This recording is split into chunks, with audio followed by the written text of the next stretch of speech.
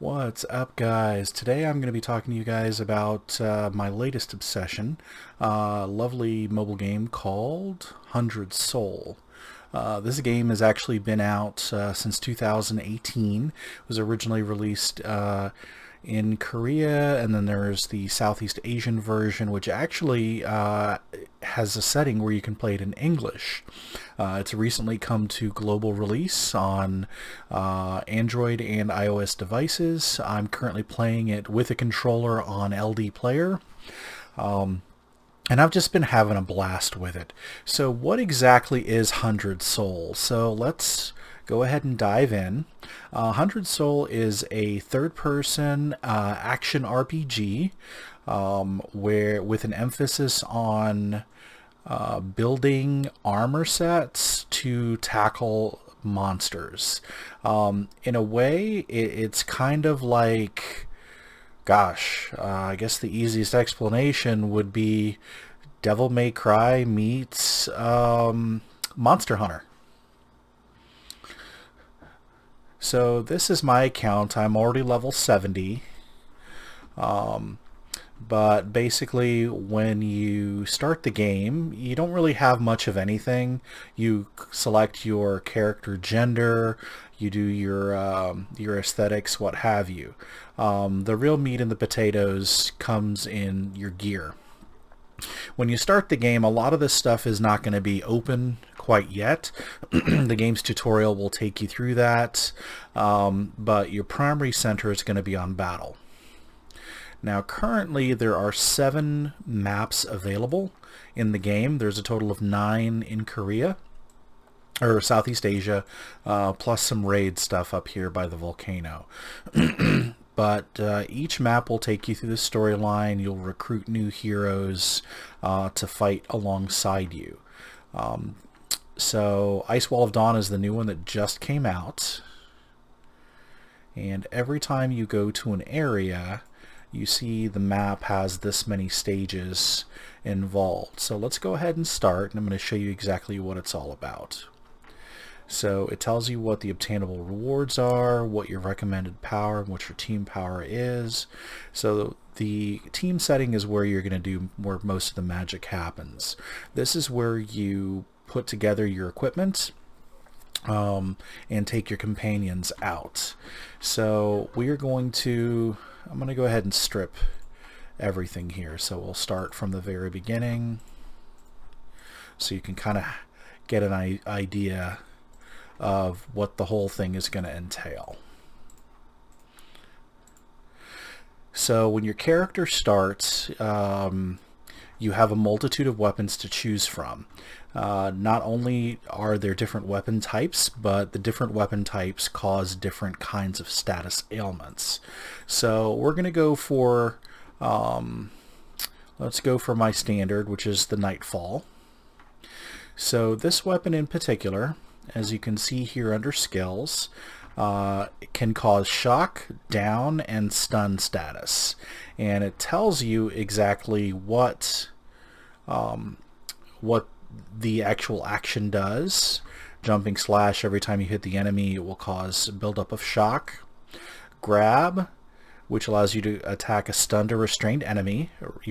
So this is the stun icon, this is the restrained icon. Once you grab an enemy, you can also double grab, which means you can grab them a second time.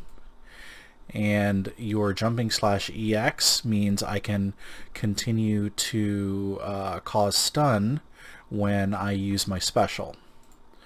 Alright, so now if I'm going to have something that's going to cause stun, we really need some companions that can cause stun. So we're going to use Philippa, because Philippa's skills, or you can see here, her base skill causes stun, and she also causes break. What break does is it removes the enemy's armor that makes it easier for stun to accumulate the stun bar.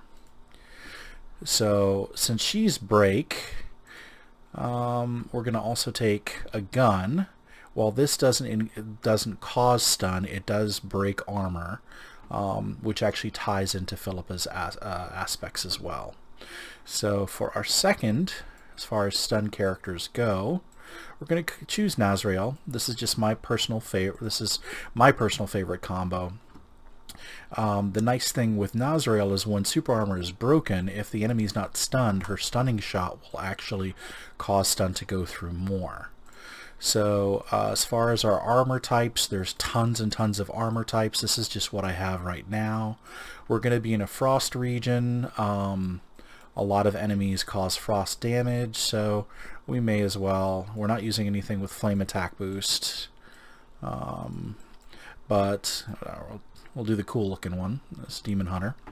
Now as far as accessories go, accessories will improve your attacks and boost certain abilities. Since I'm going for a stun, my T6 Shock Emperor causes stun damage boost of 56%. We're going to use that one. And then for ring, while we do knockdown damage on this, we're going to go for... we actually don't knock the enemy down, so we're going to go for the fall ring because it increases penetration and critical hit damage. And then for our belt is usually for your main defenses along with your armor. There's no poison involved, so we're just going to go for the Goddess Bless, which is, I just got this today. This is a huge critical resistance and damage reduction item. Now, like any of these mobile games, as you have an energy system, these are denoted as keys. It's going to cost us 4 to go in. As you can see here, as far as the signal skill, our stun is going to cause the ability known as grab. As you put together your sets, you're going to get more of these. It also allows you to set presets, like for example, if I wanted to go with air, this is my air set. As you can see here, it tells you what skills can be activated. I can't do grab because these guys don't do stun or restrain. But let's go back to our stun sets. So regular combat takes place in stages. You face waves of enemies and then a mini boss at the end. This allows you to make your way across the map.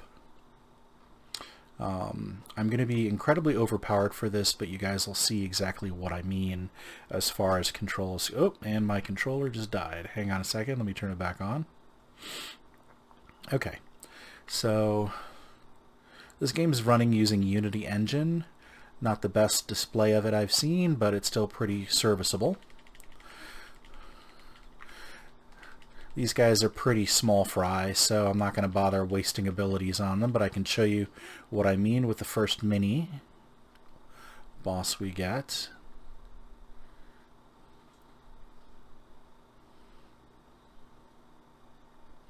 Alright, so as you see there, I just stunned the enemy. Just broke their armor. But they're really weak, so you don't get to see the chain combo. You'll really use that for the bosses. This is just making your way through the story as well as unlocking bosses. So this guy's a mini boss here. We're going to auto-target him. We're going to break his armor.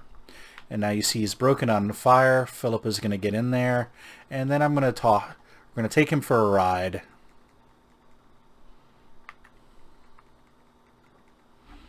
Super easy, not hard at all.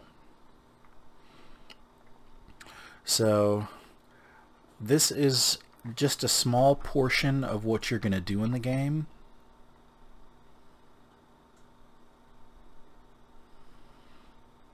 As you can see, it will unlock other parts of this map, and as you make your way through, you'll get to the boss of this particular stage. The real meat and potatoes comes after you finish the actual stages and unlock the bosses themselves. You unlock something that's called Conquest. So Conquest allows you to actually do the bosses for each area, and when you do the bosses, they will drop pieces that you use to upgrade your equipment. To illustrate, let me show you here. I am working on, let's see, was it my fire set? Yeah, this armor here, the Majesty. So as you see here, I've got it at tier 3 plus 9. To go up, Ooh, I don't really have the money for it, but I need these components. I have enough nails, and I need boiling blood. So we're going to go after the Hellfire Hound. And it'll tell you the pieces that he drops and the times with which you need to kill him. We're going to go for double loot, and he is not that difficult. So we're going to go for our stun set, because that's what I like. That's probably my best set, just to make this fast.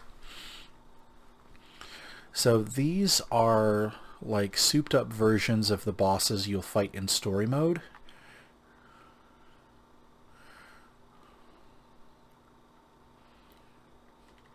This guy actually causes reflect damage. We're going to break his super armor now. He's partially stunned. We're going to grab him. 1 slam, 2 slam, and 3 slam. And he's down. Super easy.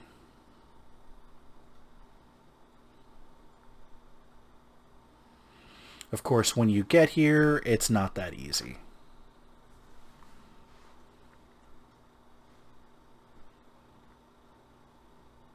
Game's been out about a month now. Still a lot of content on the way. Lots of equipment. So I'm going to show you about the upgrade system. Break his armor. Philippa breaks more of his armor. Nazriya's going to hit him with her bow. And he is now going to toss him 3 times. Bam. Alright, 18-second kill. Pretty simple. Very easy. Not so easy when you start. The game is all about the equipment. Okay, so when you get to a certain point, you can actually choose which items you can also get. So we're going to get that. That's going to get us closer to this. Alright, so a couple other features I want to show you guys. Because the game isn't just about hunting bosses. You've got a pretty robust arena, but as far as where, I know the question you're asking is where do I get all this fabulous looking gear? Well, that would be from Pandora. So Pandora is a system that allows you to create items using reagents. Now, where do you get the reagents? There are 3 reagents. You have, here, let's open a clock. You have salt. You have salt, sulfur, and mercury. Pandora will give you like an idea of what to expect from them. As you do it, your creation clock will go up, your amount that you can put in can go up, and this will actually increase your chances of better equipment. So where do you get those components? Well, you play the regular game. As you play through the game, you unlock these mines here. And you level them up with gold. Gold is a major stumbling block in the game, unfortunately. But as you level these up, you will accumulate them over time. Alright, you can also boost them with boost tickets that you can get from various in-game events, activities, what have you. So we've got a couple clocks open. I'm going to show you what it looks like to make something. Now I'm in desperate need of armor. Now what you can do is you can click records and armor, and it'll show you what level people's clocks were and the components that they used. Now be aware that this is still all very much RNG. There's not a lot of consistency other than how much the more components you put in, the more chance you have. But it's very, very, very RNG. So we got a good amount of stuff. We've got 2 of so this is the real stumbling block here, is the essence of creation. The only way to get this particular component is through daily achievements and the cash shop. You can get them in the tower climb as well, but these are really your biggest limiting factor. So we're going to go whole hog here. I'm up to 180, so why not? We're going to do 180. Might see a legendary clock, I wish. Okay, we got a silver clock, 10 hours, and I got a power gear. You can complete it instantly for a huge amount of emeralds, which are the premium currency, but I'm going to wait the 10 hours.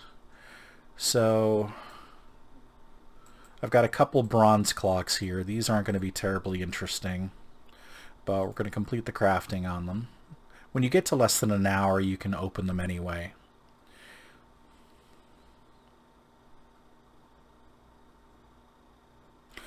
Wow, an attack ring. If I had a dime for every one of those, I have. Also, when you get duplicates, you use duplicates. They turn into shards that you use to enchant the specific item.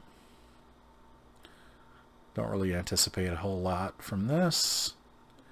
Huh, regular ice dragon. I actually could use that for an enchantment.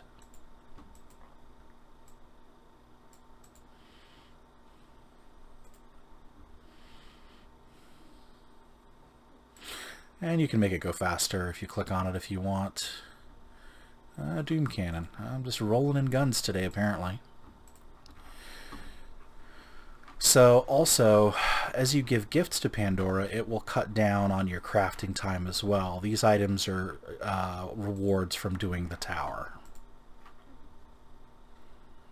Now, aside from getting materials to make your gear, upgrading your gear with enemy parts as well, you have what's called the collection. And the collection is basically a huge tome of achievements. And these achievements are what gain you your premium currency. Not to mention it also unlocks passive boosts to your character and your companions. So, for example, the Nightfall. As you complete these objectives, it'll start unlocking these medals, which give you permanent boosts to using that specific class of weapon. As far as your companions are concerned, their medals will actually give passive boosts to them. And as you see, these are pretty big boosts. And there's a good sum of them. But as you play through the game, the notification will actually tell you, I haven't done team battle yet, so hang on a second. Friendship coins. But as you do more in the collection, you'll get this like collection master, which will give you a huge amount of stuff. And it tells you here. So I'm at 9,800, and there's just different tiers. It just keeps giving you more and more stuff. Rare armor enchant box. Huge number of stuff. And then of course monsters.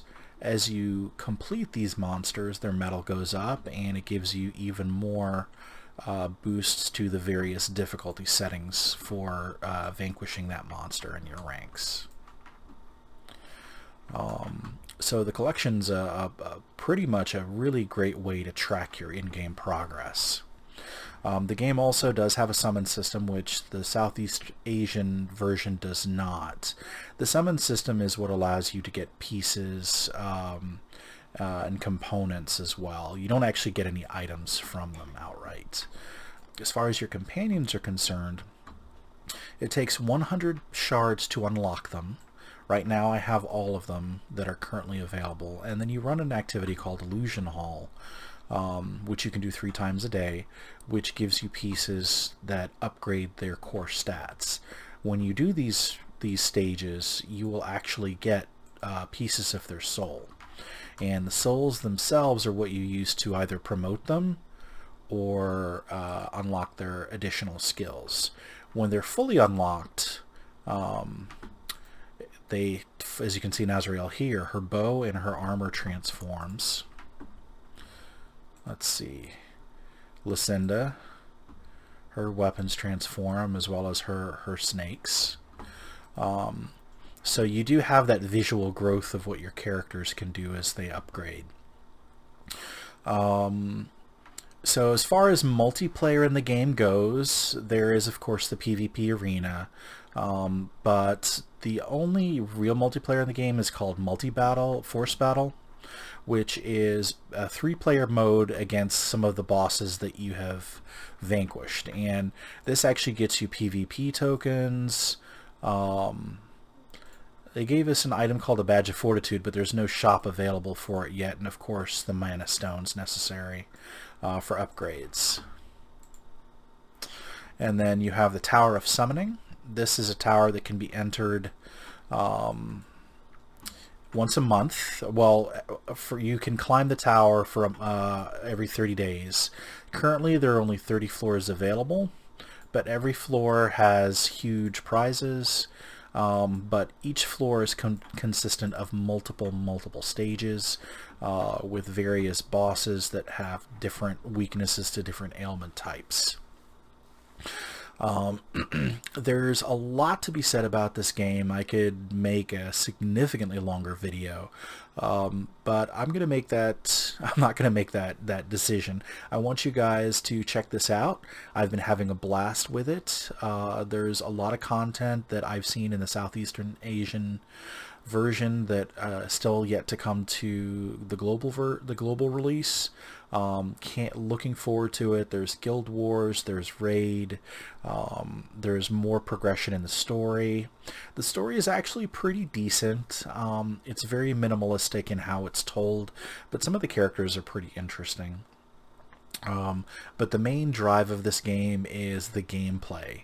The gameplay is absolutely top-notch. Learning the various weapon types and which combinations of companions and gear, the synergy that they have and how they go up against various monsters is pretty damn cool.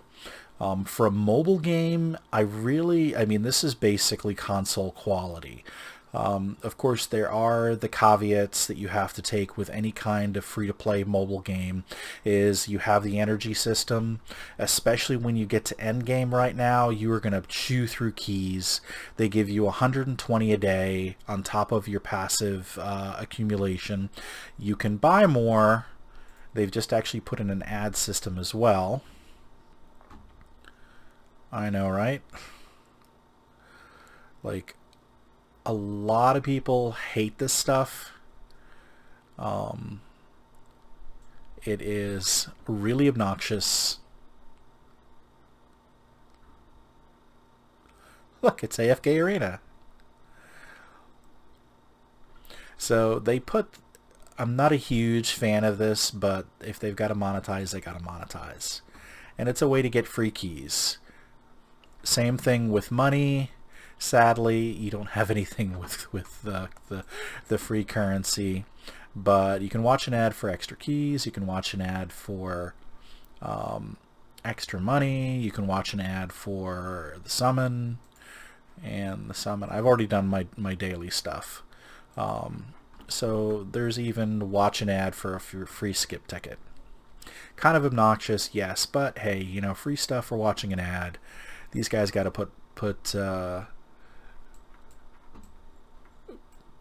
food on their plates. Anyway, I hope you guys enjoyed the video. I'm going to do a series of my personal strategies for a lot of the harder bosses in the game. There are quite a few roadblocks to progression if you don't really know what you're doing. It is very, very easy in this game to get overwhelmed and spread your resources too thin.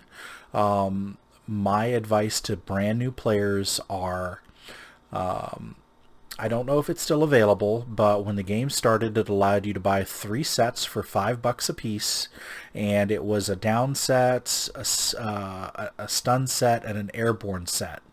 Buy one of them or buy all of them. They will last you. I mean, I'm still upgrading that investment. You can get them through Pandora, but the gear that they give you for that is rare. You don't need to, but you have to start building sets to accomplish various things. A lot of people on the Discord, on the Reddit, are very, very adamant about, oh, you got to do airborne, that's the only way to get through the stuff. Not so. There are some fights that are much easier with an airborne approach. However, every single boss has weaknesses to specific ailments. So my advice to you as a new player, utilize the preset settings, build sets. You know, I've got one for air, petrification and stun, pure stun, fire, ice, air, down, toxic. And then start filling it out with the best equipment you have and start building on that. And as you start getting better gear, start replacing those pieces. Because there is a lot of equipment in the game. It's hard. I mean, look, there's a lot. This is just what I have so far at various states of progression. So choose wisely. Your resources are limited and it's really easy. See all these red dots? These are all things I could be spending money and resources on, but are not part of the sets that I've already built, or I've got better sets. So especially since money is a very limited resource, don't waste it. Okay, that's all I have for this video. I hope you guys found it informative. Until next time, Arleman out.